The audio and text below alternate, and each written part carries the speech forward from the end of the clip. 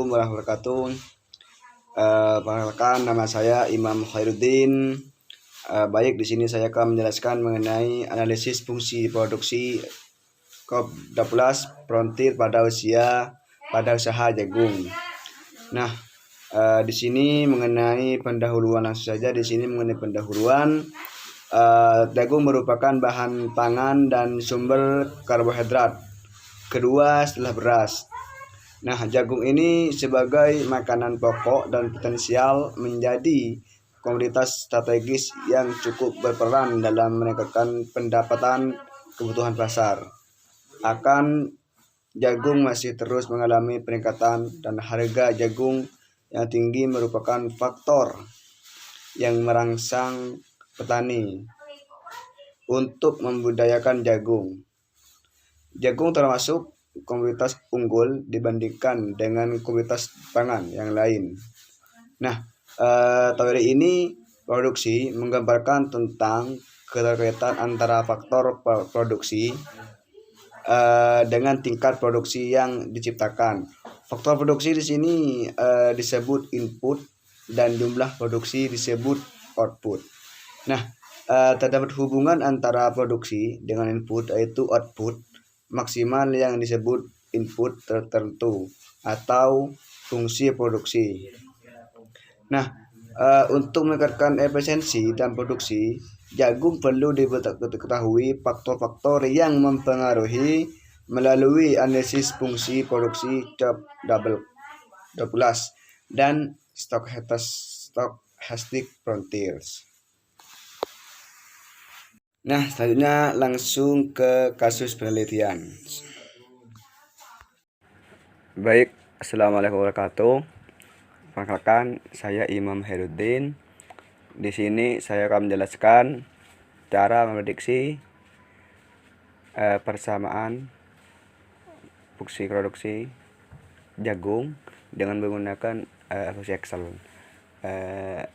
Dengan data yang sudah dikasih oleh dosen, yaitu data produksi jagung.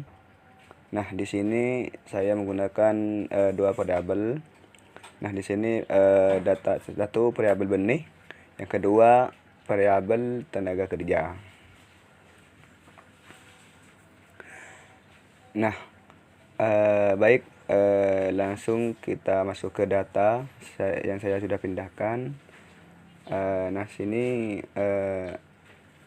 data yang sudah ada di Word tadi kita pindahkan, bisa kita copy paste dulu ke Excel. Setelah kita pindahkan, lalu dikarenakan tugas ini harus dikalikan dengan name kita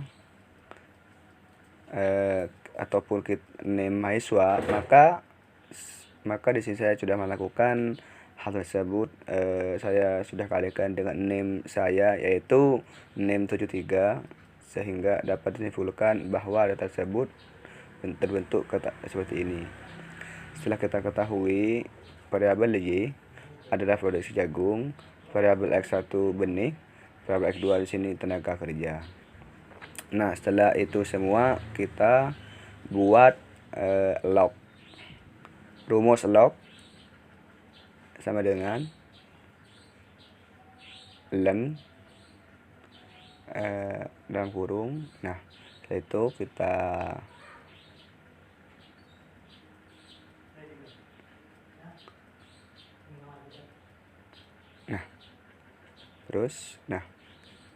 setelah itu tarik ke bawah, terus ke bawah sampai selesai. Nah, ke situ. Setelah itu, nah ini kita keluar hasilnya dari perkalian dari NIM kita.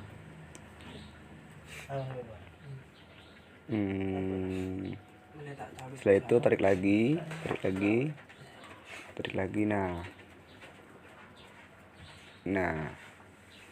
Nah, setelah itu ini hasilnya semua yang sudah di. Baik, lanjut ke kasus penelitian. Nah, di sini pada tabel di atas di sini pengaruh pengguna faktor input produksi terhadap produksi jagung.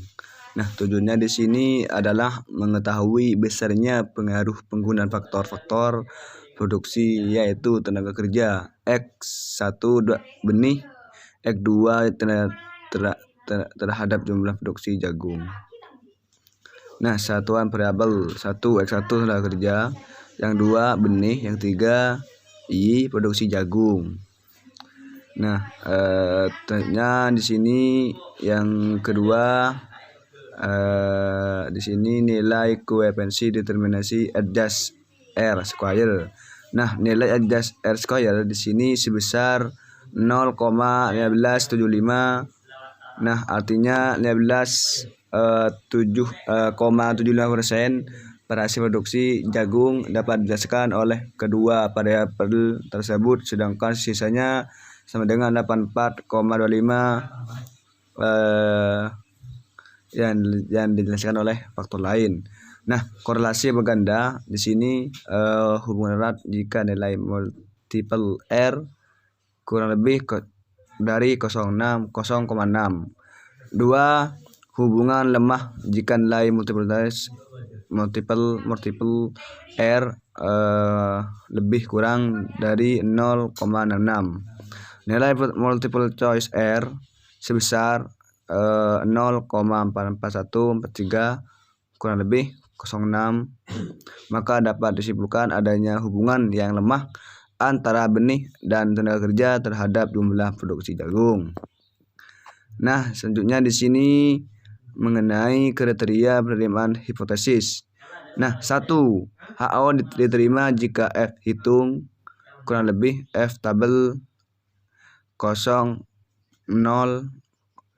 Artinya penggunaan input tenaga kerja dan benih secara bersamaan berpengaruh tidak nyata terhadap output jumlah produksi jagung. Nah, kedua, HO ditolak jika F hitung kurang lebih F tabel 0,5. Artinya penggunaan input tenaga kerja dan benih secara bersamaan berpengaruh nyata terhadap output jumlah produksi jagung. Nah, keputusannya di sini F terhitung sama dengan 12,127 lebih 3,072 F tabel, maka HO ditolak. Hal ini menunjukkan bahwa artinya penggunaan input tenaga kerja dan benih secara bersamaan berpengaruh nyata terhadap output jumlah produksi jagung. Nah, selanjutnya di sini nilai koefisien X1 sebesar 0,028, artinya penambahan X1 sebanyak 1% akan menaikkan jumlah produksi jagung sebesar 0,028.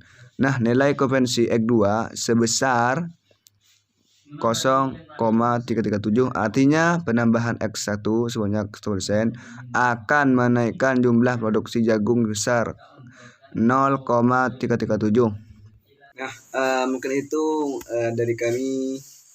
Kurangnya mohon maaf. Assalamualaikum warahmatullahi wabarakatuh.